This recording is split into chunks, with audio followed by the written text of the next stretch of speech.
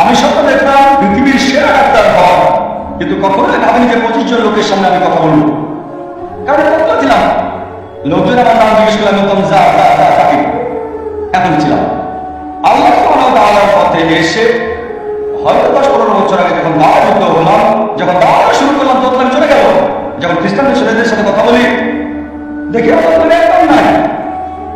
আমি স্টেজে উঠেছিলাম কারণ আমার সহকর্মী তখন পাচ্ছিল না।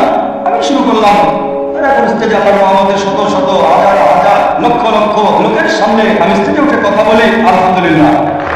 এবার পুনরায় আসি, যখন মুসাকে আল্লাহ সুবহানাহু ওয়া তাআলা বললেন ফিরআউন এবং তার লোকদের জবাব দিতে, তিনি এই দোয়া পড়েছিলেন। সূরা তাহা অধ্যায় 20 আয়াত 25 থেকে 28 বলা হয়েছে, রব্বি ইশরাহ লি সাদরি, হে আমার আল্লাহ আমার বক্ষ প্রশস্ত করে দাও, আমার সাহস বাড়িয়ে দাও। রব্বি ইশরাহ লি সাদরি ওয়া ইয়াসসির লি আমরি, এবং আমার কাজকে সহজ করে দাও।